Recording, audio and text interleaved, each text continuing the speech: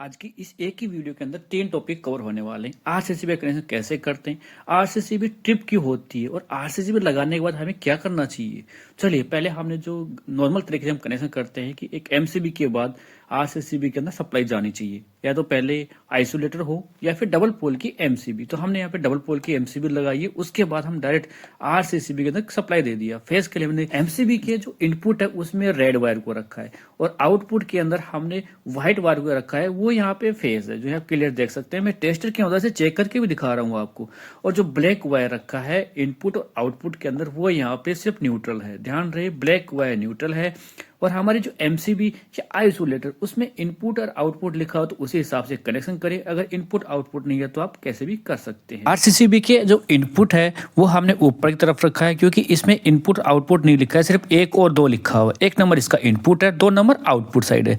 और देखें जो आरसीसीबी है, जैसे ही इसको ऑन करते हैं तो बल्ब हमारा ग्लो हो रहा है, यानी कि यहाँ तक क्लियर कि आरसीसीबी से आउटपुट सप्लाई आ रही है।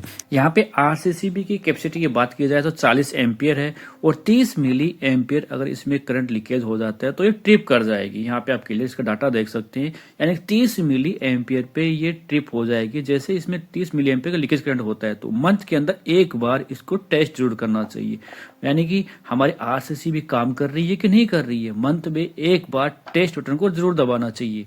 जहाँ पे देखिए जैसे मैं टेस्ट बटन को दबाता हूँ तो आरसीसीबी ट्रिप हो गई, यानी कि आरसीसीबी अभी वर्किंग कंडीशन में है। आरसीसीबी यहाँ पे काम कर रही है। और जैसे ऑन करते हैं तो आरसीसीबी ऑन हो जाती है। हमेशा आरसीसीबी से न्यूट्रल और फेस दोनों वायर आउटपुट लेना चाहिए। क्या ऐसा ना हो कि आरसीसीबी से अगर हम एक वायर आउटपुट लेंगे तो आरसीसीबी वहां पे काम नहीं करेगी। ध्यान रहे, हमेशा दोनों वायर आरसीसीबी से लेना चाहिए, तभी तो हमारी जो लीकेज करंट है उसके अंदर काम करेगी। या फिर गलती से हमारा वायर के ऊपर कहीं हाथ लग जाता है तो हमें करंट का शॉक लगने से बचा देती है। और हम अभी टेस्ट करेंगे कि जो आरसीसीबी के अंदर ट्रिपिंग की जो प्रॉब्लम आती है वो क्यों आती है। देखिए मैं एक टेस्ट लैंप लिया हूँ, इसे मैं आरसीसीबी के आउटपुट में लगाता हूँ तो यहाँ पे ग्लो कर रहा है। और एमसीबी के इनपुट और आउटपुट में भी चेक कर लेते हैं तो यहाँ पे प्रॉपर तरीके से बल्ब ग्लो कर रहा है।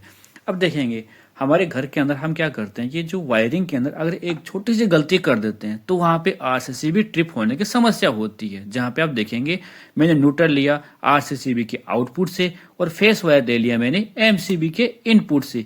तो ऐसी स्थिति में क्या है कि हमारी जो आरसीसीबी है वो ट्रिप कर जाएगी। चलिए मैं यहाँ पे आपको आरसीसीबी ऑन कर दिया। अब मैं यहाँ पे दिखाता हूँ आरसीसीबी के आउटपुट के अंदर एक वायर लगाता हूँ फेस के अंदर और दूसरा लगाता हूं मैं न्यूट्रल के अंदर।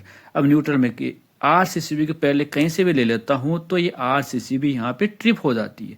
तो ये जो प्रॉब्लम है, अगर वायरिंग हम गलत कर देते हैं, वैसे गलत नहीं होती है, लेकिन आरसीसीबी का जो नियम है कि अगर फेस से जितना करंट जा रहा है न्यूट्रल में वापस उतना करंट आना चाहिए, तभी तो ये आरसीसीबी समझेगी कि अगर हल्का सा करंट ज्यादा या कम आने से ये ट्रिप कर जाती है, यानी कहीं पे भी फॉल्ट है। तो यहाँ पे आप समझे कि आरसीसीबी के अंदर वायरिंग अगर हम थोड़ा सा उसको आरसीसीबी का आउटपुट दोनों अगर नहीं लेते हैं तो उसमें क्या है, घर के अंदर हमारे हाउस वायरिंग होने के बाद आरसीसीबी ट्रिप होती रहती है।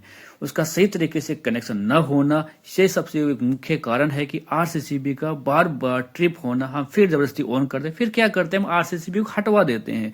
तो ऐसी गलती कभी नहीं करना, प्रॉब्लम को सोल्व करना है। देखिए फिर से मैं आपको टेस्ट करके दिखाऊंगा।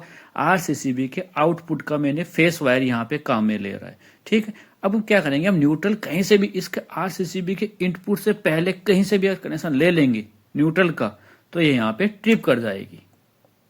आप क्लियर देखिए, जैसे ही हमने इसका न्यूट्रल हम पहले ले लिया सप्लाई का तो ये ट्रिप कर गई। और पहले अब देखिए कि फेस पहले लिए तब भी ट्रिप कर रही है।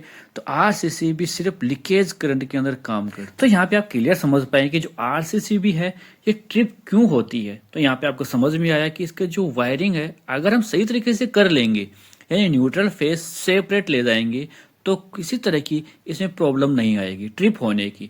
क्योंकि हम क्या करते हैं, जीने के अंदर जो वायरिंग करते हैं तो उसमें क्या है कि हम न्यूट्रल तो हम कॉमन रहता है, फेस अगर गड़बड़ हो जाए या फिर न्यूट्रल गड़बड़ हो जाए वहां पे एक अगर हमने आउटपुट सिर्फ चेंज कर दिया तो आरसीसीबी ट्रिप होती रहेगी।